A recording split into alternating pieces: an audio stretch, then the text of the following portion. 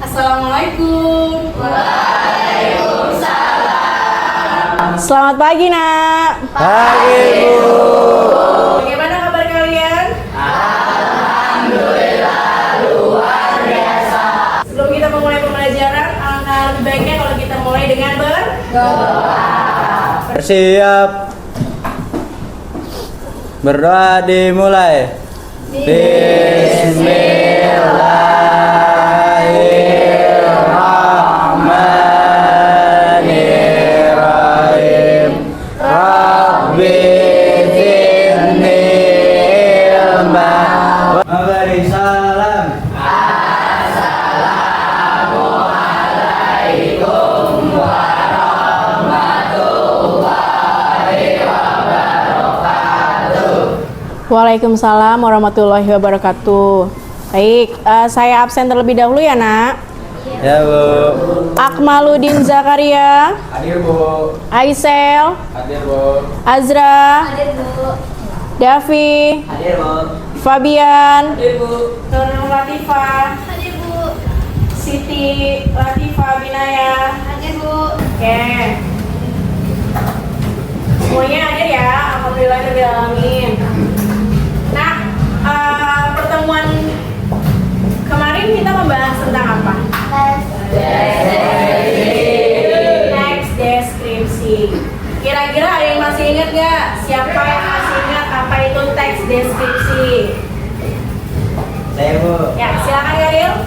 Teks deskripsi adalah teks yang menggambarkan sesuatu objek dengan jelas dan terperinci. Ya, teks deskripsi adalah teks yang menggambarkan objek secara jelas dan terperinci. Oke, sebelum kita memulai pembelajaran hari ini, alangkah lebih baiknya kalau kita melakukan hal yang membuat kita bersemangat. Kalau saya bilang semangat pagi, kalian harus jawab pagi, pagi, pagi, luar biasa. Semangat pagi, Pagi, pagi, pagi, luar biasa. oke, tepuk tangan. Oke, hari ini kita akan membahas tentang teks prosedur. Ya, ini adalah teks prosedur. Tujuan pembelajaran hari ini adalah kalian akan menelaah apa itu struktur dan juga kaidah pembahasan dari teks prosedur. Oke, sebelum kita memulai pembelajaran hari ini, saya mau bertanya terlebih dahulu, apa itu teks prosedur? Ada yang tahu? Silakan. Saya, Bu. Oke, Devi, silakan. Teks prosedur adalah teks yang menjelaskan langkah demi langkah cara untuk melakukan sesuatu ataupun cara untuk membuat sesuatu. Ya, betul. Tepuk tangan dong. Ya, jadi teks prosedur adalah langkah-langkah untuk melakukan sesuatu. Oke, pertanyaan yang kedua. Bagaimana tanggapan dari teks prosedur? Siapa yang bisa? Saya, Bu. Ya, silakan Keisha. Tahap pertama itu mencari informasi. Ya. Tahap kedua mengumpulkan dan mengumpulkan informasi. Yang ketiga membuat kerangka tulisan. Yang keempat mengembangkan kerangka. Dan yang kelima memeriksa kembali hasil tulisan. Oke, ya, terima kasih Keisha. Yang ketiga, pertanyaannya adalah jelaskan apakah teks prosedur memiliki hubungan dengan kehidupan sehari-hari. Kira-kira siapa yang bisa membantu menjawab? Saya, Bu. Ya, silakan Azra. Ada ya, tentu saja, karena teks prosedur itu sering digunakan untuk memberikan petunjuk agar seseorang dapat melakukan sesuatu pekerjaan dengan tepat. Kayak misalnya kita malam-malam lapar nih, nah terus kita kan butuh kayak makanan gitu kan. Nah kita bisa masak itu kan dengan langkah-langkah yang tepat. Kayak misalnya masak mie, kita bisa ambil panci dulu yang pertama, terus isi air baru dimasak. Nah itu juga salah satu contoh dari teks prosedur. Ya, betul, bagus. Oke, saya mau tanya, bagaimana sih pengalaman kalian tentang teks prosedur, apakah kalian ada yang sudah pernah melakukan teks prosedur? Pasti pernah ya, sama seperti yang tadi dijelaskan oleh Azra ya, sama seperti tadi dijelaskan oleh Azra. Kalau misalkan kita lapar nih malam-malam, biasanya apa sih yang paling gampang? Yang paling gampang apa? Bikin mie kan? Bikin mie itu ada alat dan bahannya nggak? Ada ya. Oke, kita masuk ke dalam materi yang akan kita bahas. Tapi sebelumnya kita akan membahas tentang tujuan pembelajaran kita hari ini. Yang pertama itu adalah peserta didik mampu berkomunikasi dan bernalar sesuai dengan tujuan teks prosedur setelah berdiskusi dalam kelompok. Nah, yang kedua, peserta didik itu memahami kosakata baru dengan berlatih menggunakannya dalam konteks kalimat yang berbeda secara tepat dengan diskusi kelompok. Lalu, yang ketiga ini, peserta didik dapat memahami struktur dan menelaah kaidah pembahasan teks prosedur secara kelompok. Yang terakhir, peserta didik mampu menulis teks prosedur dengan memperhatikan struktur, kaidah pembahasan, dan isi teks prosedur dengan rasa ingin tahu, jujur, percaya diri, dan penuh tanggung jawab. Sampai di sini ada yang mau ditanyakan? Saya Bu. Ya, silakan Rizky. Saya ingin bertanya untuk tujuan pembelajaran kenapa menggunakan ABCD? Ya, untuk tujuan pembelajaran menggunakan ABCD, kira-kira ABCD itu apa? Ada yang tahu? Saya Bu. Ya, silakan Diva. ABCD, A sebagai audiens yaitu peserta didik, B yaitu behavior yaitu tindakan, C condition yaitu kondisi, dan degree yaitu kriteria. Ya, jadi kenapa di sini menggunakan ABCD? Karena kalau misalnya tujuan belajar itu harus tepat dan tahu apa yang akan kalian lakukan. Jadi yang pertama itu ada A. A itu ada audiens. Audiensnya siapa?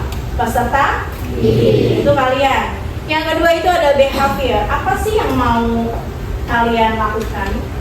Yang mau lakukan di sini adalah kita akan tentang kaidah pembahasan teks prosedur. Ya kan? Contohnya yang ketiga deh. Audiensnya adalah peserta didik, terus dapat memahami struktur dan menelaah itu adalah yang akan kita lakukan. Dan yang ketiga yang C-nya itu adalah kondisinya adalah dalam berkelompok. Yang degree-nya atau kriterianya adalah tentang kaidah pembahasan teks prosedur. Setelah dari tujuan pembelajaran ini, saya akan memutarkan satu buah video. Nanti silakan kalian simak baik-baik. Teks prosedur. Halo, kembali lagi di channel Cook Time. Kali ini kita akan membahas tteokbokki simple. Siapa sih yang tidak mengenal tteokbokki? Cemilan khas dari Korea Selatan ini. Pertama, buka kemasannya. Rebus tteokbokki selama kurang lebih 6 menit. Setelah tteokbokki lunak, masukkan semua bumbu instan ke dalam wajan. Tteokbokki pun siap disantap. Dari teks prosedur tentang tteokbokki barusan, sama nggak dengan langkah-langkah dan tahapan yang tadi sudah pernah kita bahas di awal? Ada alat dan bahannya nggak? Ada. Tteokbokki. Ada yang pernah makan tteokbokki di sini? Ada yang pernah makan tteokbokki? Ada. Gimana rasanya tteokbokki? Enak, pedas, terus kenyal, terus gurih. Sekali menonton video tutorial masak. Jika diubah dalam bentuk tulisan, cara membuat atau memasak, misalnya cara memasak mie instan, membuat jus buah, atau membuat celengan dari kaleng bekas. Kedua, informasi tentang cara melakukan sesuatu, misalnya cara mengikat sepatu, cara mengoper bola basket, atau cara memesan makanan secara online. Apa ciri-ciri teks prosedur? Teks prosedur berisi langkah-langkah yang berurutan. Karena itu, digunakan kata penghubung untuk mengurutkan langkah. Misalnya, kata kemudian, lalu, selanjutnya, atau setelah itu. Teks prosedur menggunakan kalimat perintah untuk meminta seseorang melakukan sesuatu. Contoh kalimatnya, masukkan garam secukupnya, atau langkahkan kaki kanan ke depan. Teks prosedur menggunakan kata kerja aktif. Contohnya, kata mengaduk, memotong, atau melempar. Teks prosedur menggunakan kata keterangan untuk menyatakan rincian waktu, tempat, dan cara. Contoh kata keterangan waktu adalah rebus telur selama 5-7 menit atau masukkan mie setelah air mendidih. Ini adalah struktur dari teks prosedur. Ada apa aja?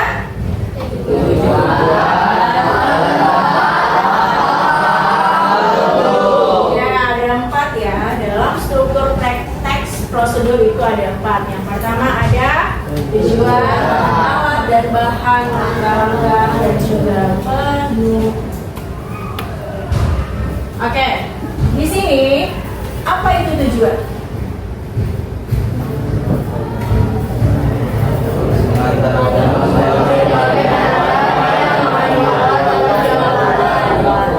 Oke, mengantar umum sebagai penanda apa yang akan dibuat atau dilakukan. Jadi kalau kalian membuat teks prosedur, kalian harus tahu tujuannya itu untuk apa. Misalnya kamu masak mie, untuk apa sih masak mie itu? Makan.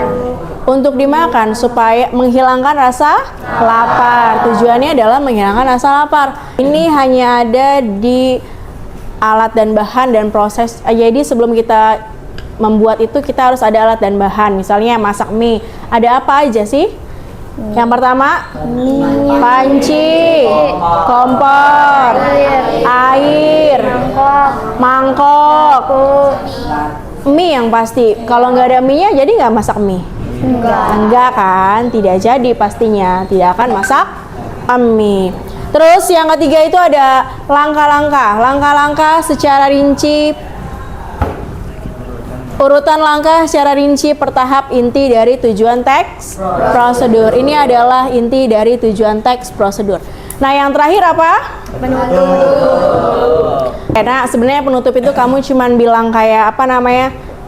Selamat makan, selamat mencoba, selamat menikmati. Itu juga sudah masuk ke dalam penutup. Jadi penutup ini wajib tidak wajib. Gitu.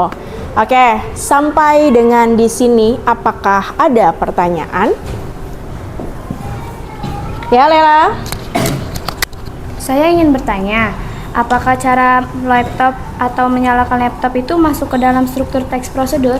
Ya. Cara menyalakan laptop apakah masuk ke dalam teks prosedur? Apakah masuk, Nak? Masuk. Jadi kalau misalnya kita menyalakan laptop itu masuk. Alat dan bahannya apa?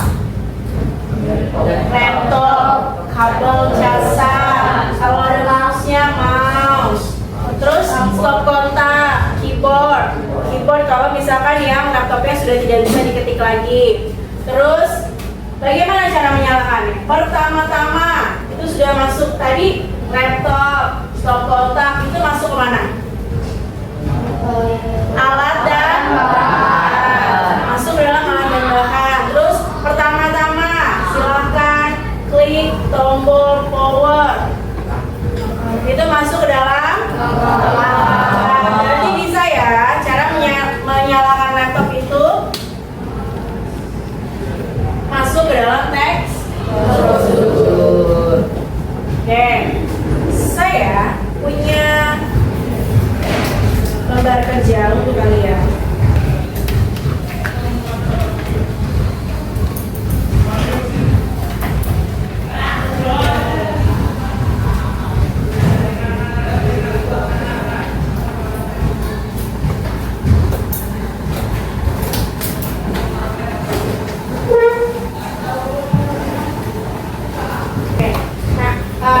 Saya jelaskan dulu ya sebagai menanyakan. Jadi lembar pertama itu silahkan tuliskan nama dan kelas kalian, ya, nama dan kelas. Terus yang lembar kedua itu ada yang namanya cara mencuci tangan dengan baik dan benar, ya. Di situ itu adalah sudah ada tujuannya, sudah ada langkah-langkahnya, dan sudah ada penutupnya. Nah, di lembar ketiga itu ada sama seperti tadi, tujuannya itu apa sih, mencuci tangan, terus ada alat dan bahannya enggak, langkah-langkahnya seperti apa sih, dan penutupnya seperti apa. Nah, di yang tabel di bawahnya itu ada kalimat perintah. Kalimat kira-kira di dalam cara mencuci tangan ini ada kalimat perintahnya nggak sih? Terus kalimat sarannya itu apa? Kalimat larangannya, kata kerja aktifnya, kata keterangan, dan konjungsi kronologis. Oke, silahkan dikerjakan, waktu kalian 5 menit.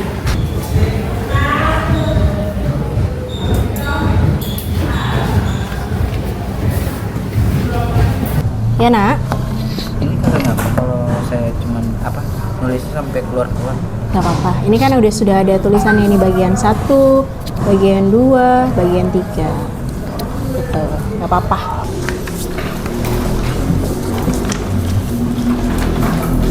Terima kasih.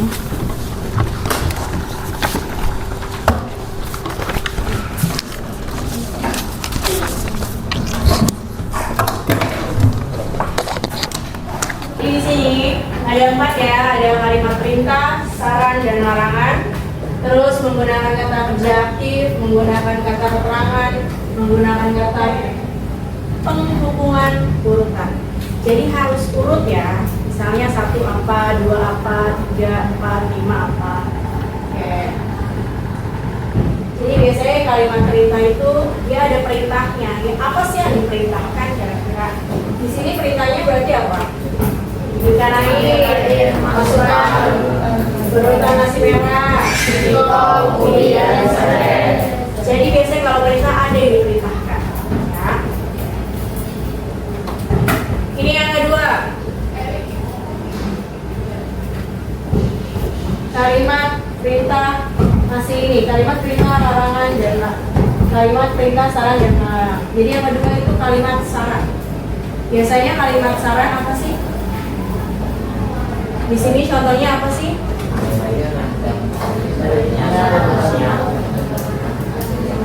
Sebaiknya rendam kain agak lama untuk mendapatkan hasil yang maksimal. Berarti kalimat sarannya adalah kata sebaiknya. Di sini yang ketiga ada kalimat larangan. Kalimat larangan biasanya apa sih? Kalau kalian dilarang menggunakan kata apa? Jangan. Terus tidak boleh. Lalu pokoknya tidak, jangan. Ya. Di sini contohnya jangan sampai terlalu layu. Kira-kira kalau misalkan masak sayur terus layu enak? Misalnya kalian dibuatkan nasi sayur asam, terus semuanya lembek, enak nggak? Jadi makan apa? Kayak makan apa? Bubur ya. Berarti apa namanya, kalimat larangan di teks prosedur juga ada, yaitu jangan sampai terlalu layu karena pasti tidak akan enak. Oke, di sini yang ketiga selanjutnya ada kata kerja aktif. Kalau yang tadi kan pertama kalimat larangan, saran, dan larangan, saran, dan kalimat perintah. Nah, di sini ada kata kerja aktif. Jadi kata kerja aktif itu biasanya dia masukkan, lalu menyiram, lalu mengukus, makan, dan lain-lain. Lalu ada kata keterangan. Biasanya keterangan cara itu menggunakan kata apa? Dengan secara itu masuk. Kata keterangan alat biasanya apa? Dengan menggunakan dan dengan menggunakan.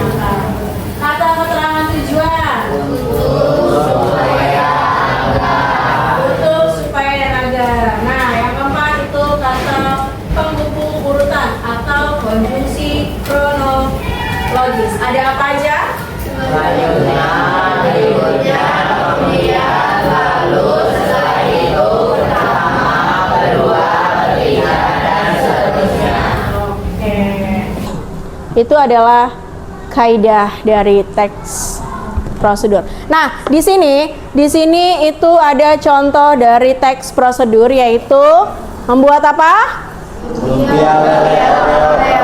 Lumpia lele Oreo. Kira-kira ada yang pernah mencoba? Belum pernah. Dengan melihat gambar, kira-kira enak nggak?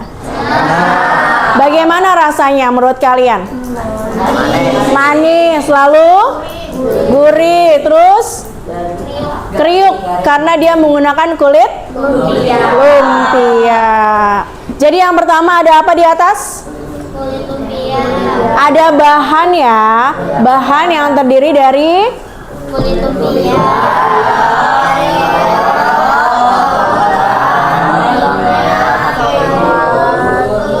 Oke, cara membuatnya yang pertama.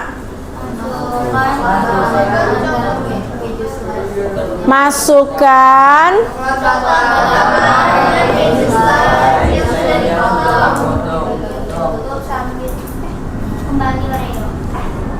sudah dipotong 4 bagian, jadi Oreonya sudah dipotong 4 bagian ya. Lalu tutup dengan Oreo kembali.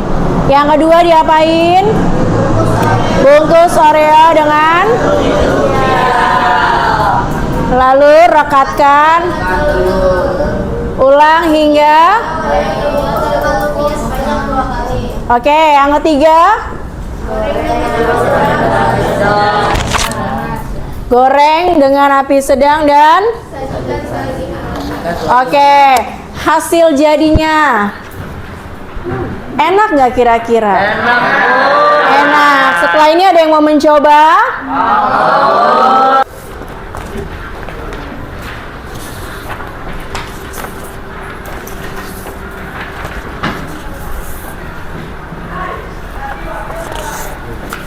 Nanti nama kelompoknya di tabel selanjutnya.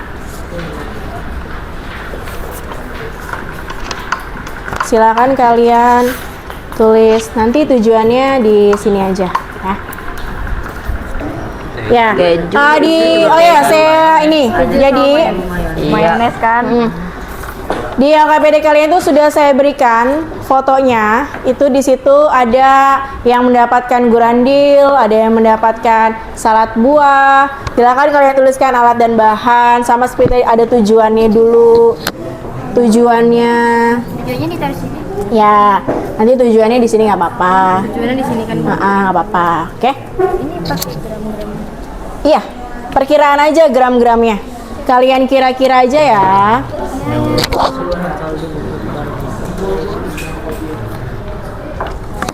Kira-kira ada yang di antara kalian ada yang pernah memakan salad buah nggak? Karena Nah, silakan nanti kalian ceritakan di sana tujuannya kira-kira untuk apa. Lalu kira-kira aja perkiraan kalian. Oh ya, waktu mengerjakannya itu 10 menit ya. Saya berikan 10 menit. Setelah kalian selesai mengerjakan, nanti kalian akan presentasi secara berkelompok di depan. Boleh ikuti saya dulu supaya kita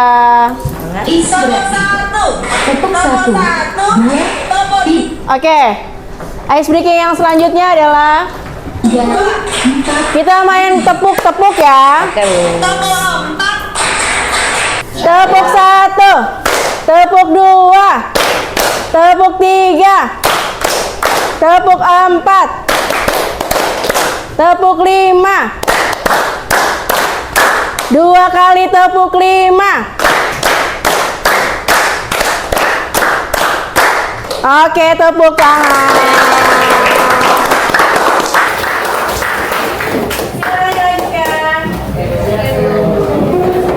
Supaya kalian lebih bersemangat lagi. Waktunya 10 menit ya. Nama kelompoknya kelompok 1, 2, 3, 4. Sama kelompok kita. Ada kelompok berapa? Kalau kita yang punya adalah cendil. Gradil itu cendil. Beda kalau apa itu sebenarnya. Kalau gradil itu dia yang cendil. Karena dia menggunakan apa? Oke. Berikan salam perkenalan seperti biasa. Assalamualaikum warahmatullahi wabarakatuh.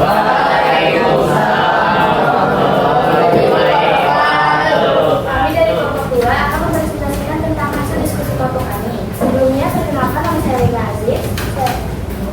Perkenalkan nama saya Zaki. 3 produknya daun bawang yang pakai ke putih telur saja. 4 air 10 sendok makan. Kaidahnya sudah benar dan bagaimana presentasi mereka? Silakan.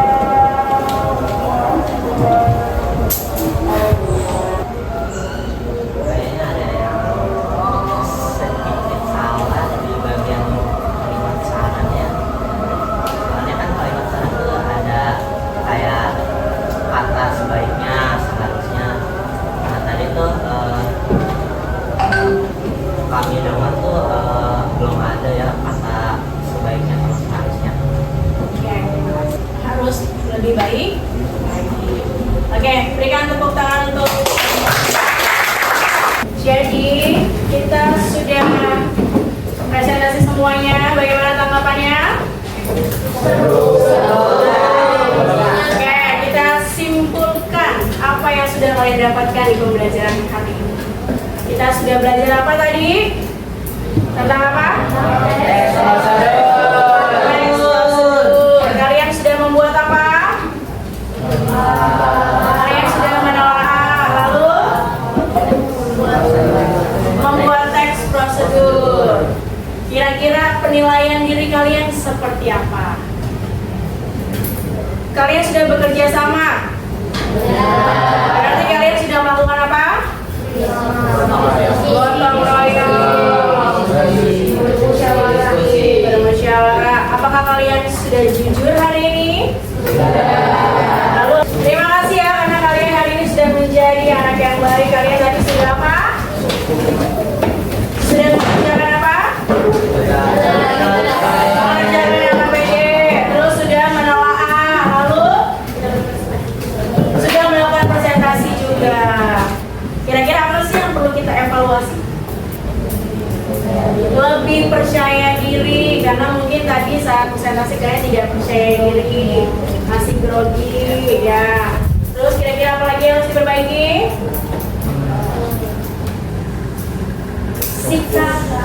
Sikap kalian di saat presentasi itu harus siap. Sebelum kita mengakhiri pembelajaran hari ini, silahkan taruh satu pulpen di meja kalian. Hanya satu aja, silahkan berdiri semuanya. Konsentrasi. Sikut. Sakit. Sikut. Sakit. Sikut. Siap. Siapa yang dapat? Oke, berikan tepuk tangan untuk kalian.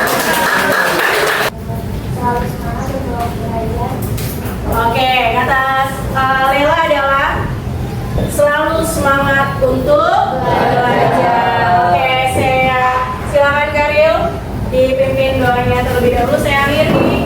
Saya akhiri pertemuan hari ini. Silakan dipimpin doanya terlebih dahulu. Bersiap. Berdoa dimulai.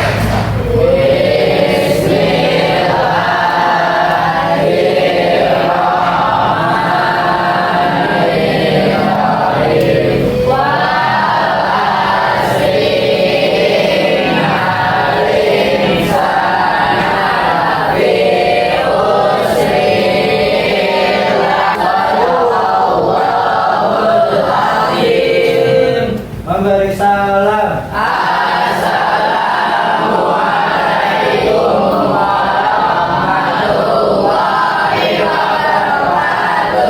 Waalaikumsalam warahmatullahi wabarakatuh. Oke, terima kasih untuk hari ini. Pembelajaran kita selesai sampai di sini.